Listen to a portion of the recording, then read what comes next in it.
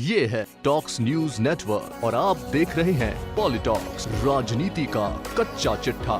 हमारे देश की न्याय व्यवस्था में देर से ही सही लेकिन न्याय तो मिलता है, लेकिन उस न्याय के मिलने से पहले कितनी कानूनी पेचीदगियां हैं, कितने दाव पेच हैं, कितने सुराग हैं, यह सब निर्भया केस में निर्भया की मां के साथ साथ पूरे देश को देखने को मिल रहा है।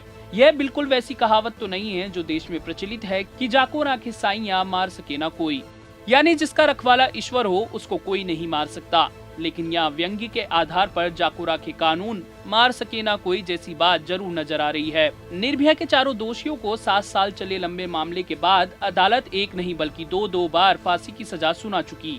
तारीख का ऐलान भी कर दिया गया, लेकिन कानूनी विकल्पों के चलते उन दोषियों को अब तक फांसी नहीं दी जा सकी। न्यायिक व्यवस्था ने तय कर दिया है तो फांसी तो जरूर होगी, लेकिन कब तक दरिंदगी करने वाले अपराधी कानूनी प्रावधानों का दुरुपयोग कर न्याय व्यवस्था को ठेंगा दिखाते रहेंगे। निर्भया के चारों दोषी सिर्फ कानून की एक लाइन का फायदा उठा रहे हैं, और वो लाइन है, एक जुर्म में दोषियों को अलग अलग फांसी नहीं हो सकती। बस निर्भया कांड के चारों दोषी इस लाइन का भरपूर फायदा उठा रहे हैं। हालांकि जेल मैनुअल और कानून में इस बारे में कुछ नहीं कहा गया है, लेकिन परंपरा यही रही है कि एक मामले के सभी दोषियों को एक साथ ही फांसी दी जाती है। मृत्यु दंड की सजा पाए निर्भया दुष्कर्म कांड के दोषियों को जल्द से जल्द फांसी देने की मांग उठ रही है। दूसरी ओर चारों दोषी कानूनी विकल्प में देरी का हर हथकंडा अपना रहे हैं। वे पूरी चालाकी के साथ एक एक कर अर्जी देते हैं ताकि जब तक हो सके मौत टलती रहे। आपको बता दें, निर्भया के चारों दोषियों में से मुकेश सिंह और विनय शर्मा के बचने के दोनों विकल्प यानी क्यूरेटिव पिटीशन और दया याचिका खत्म हो चुके हैं। तीसरे आरोपी अक्षय ठाकुर की क्यूरेटिव पिटीशन खारिज हो चुकी है और उसकी दया याचिका राष्ट्रपति के पास विचाराधीन है। वहीं चौथे आरोपी पवन गुप्ता ने न तो क्यूरेटिव पिटीशन दायर की और न ही राष्ट्रपति के पास दया याचिका भेजी है। यही उनकी चालाकी है। पवन अभी तक इसलिए रुका हुआ है ताकि मौत को जितना हो सके टाल सके।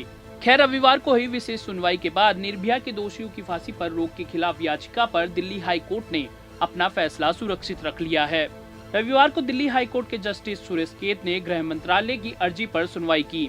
इस दौरान केंद्र सरकार की ओर से सॉलिसिटर जनरल तुषार मेहता ने हाई कोर्ट में पुरजोर तरीके से पैरवी करते हुए अपना पक्ष रखा। सॉलिसिटर जनरल तुषार मेहता ने हाई कोर्ट से कहा कि दोषी कानून का दुरुपयोग कर रहे हैं। तुषार मेहता ने कोर्ट से कहा कि अगर ट्रायल कोर्ट का आदेश बरकरार रहता है तो दोषी पवन या तो क्यूरेटिव पिटीशन दायर कर सकता है या फिर दया याचिका। दोषी पवन जानबूझकर क्यूरेटिव पिटीशन दाखिल नहीं कर रहा है। बता दे, पटियाला हाउस कोर्ट द्वारा निर्भया के दोषियों की फांसी पर अगले आदेश तक रोक के फैसले पर केंद्र ने कड़ी आपत्ति जाहिर की है।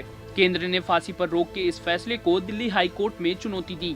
रविवार को इस पर विशेष सुनवाई के दौरान केंद्र की तरफ से सॉलिसिटर जनरल तुषार मेहता ने कहा कि दुष्कर्मी जानबूझकर और सोचे समझे तरीके से दया याचिका और क्यूरेटिव पिटीशन नहीं दाखिल कर रहे हैं और यह कानूनी आदेश को कुंठित करने का मंसूबा है। उन्होंने फांसी में जरा सी भी देरी न किए जाने की अपील की और कहा, तेलंगाना में लोगों ने रेप के दोषियों के एनकाउंटर का जश्न मनाया था। लोगों का यह जश्न पुलिस के लिए नहीं था बल्कि यह इंसाफ के लिए था। दोषियों की ओर से वरिष्ठ वकील रेबेका जॉन ने दलील दी कि अगर दोषियों को मौत की सजा एक साथ दी गई है तो उन्हें फांसी भी एक साथ दी जानी चाहिए। हाई कोर्ट ने इस मामले पर फैसला सुरक्षित रख लिया है। गौरतलब है कि हाई कोर्ट ने शनिवार को इस मामले में चारों दोषियों के साथ ही तिहाड़ जेल प्रशासन और डीजी जेल को नोटिस जारी कर जवाब तलब किया था। केंद्र ने फांसी पर रोक के बाद दलील दी थी कि दोषी कानूनी प्रक्रिया का फायदा उठा रहे हैं। वे जानबूझकर एक एक कर कानूनी बचाव के रास्ते अपना रहे हैं ताकि इस जघन्य अपराध की सजा से बच सके। अगर ऐसे ही प्रक्रिया का पालन होता रहा तो यह केस कभी खत्म ही नहीं होगा। केंद्र की तरफ से तुषार मेहता ने कहा कि जिन दोषियों के तमाम कानूनी विकल्प खत्म हो गए हैं उन्हें फांसी दी जा सकती है। ऐसा कोई नियम नहीं है कि चारों को एक साथ ही फांसी दी जाए। दिल्ली हाई कोर्ट ने तुषार मेहता से पूछा कि अगर मामले में 4 दोषी हैं, उनमें से 2 के कानूनी विकल्प खत्म हो गए हैं लेकिन 2 के कानूनी विकल्प बचे हुए हैं, ऐसी स्थिति में क्या होगा। इसके जवाब में तुषार मेहता ने कहा कि उनको फांसी दी जा सकती है। तुषार मेहता ने कहा कि सुप्रीम कोर्ट के द्वारा जब तक एक अपराध के सभी दोषियों की अपील पर फैसला नहीं हो जाता है तब तक फांसी नहीं हो सकती है। हालांकि दोषियों की अपील खारिज होने के बाद अलग अलग फांसी हो सकती है। एक साथ फांसी देने की कोई अनिवार्यता नहीं है। वहीं दोषियों के वकील रेबेका जॉन ने अपनी सफाई में कहा, केंद्र सरकार दोषियों पर आरोप लगा रही है। ये खुद 2 दिन पहले जागे हैं। ट्रायल कोर्ट में निर्भया केस पर कार्रवाई शुरू होने से पहले केंद्र कभी भी पार्टी नहीं था। केंद्र और दिल्ली सरकार दोनों ही कभी भी निर्भया केस के दोषियों के खिलाफ डेथ वारंट के लिए ट्रायल कोर्ट के पास नहीं आए। अगर निर्भया के चारों दोषियों को एक साथ मौत की सजा दी गई है तो उन्हें फांसी भी एक साथ ही दी जानी चाहिए। उन्होंने आगे कहा, मैं एक बहुत बुरी इंसान हूँ, मैंने अकल्पनीय अपराध किया है, लेकिन इसके बावजूद मैं आर्टिकल 21 के तहत प्रोटेक्शन पाने की अधिकारी हूँ। भले ही मैं हत्या की दोषी हूँ, फिर भी मेरे साथ न्यायपूर्ण व्यवहार किया जाना चाहिए। इसके साथ ही वकील AP सिंह ने दोषियों की पैरवी करते हुए कहा, सुप्रीम कोर्ट और संविधान ने मौत की सजा दिए जाने की निश्चित समय सीमा तय नहीं की है। केवल इसी मामले में इतनी जल्दबाजी क्यों दिखाई जा रही है?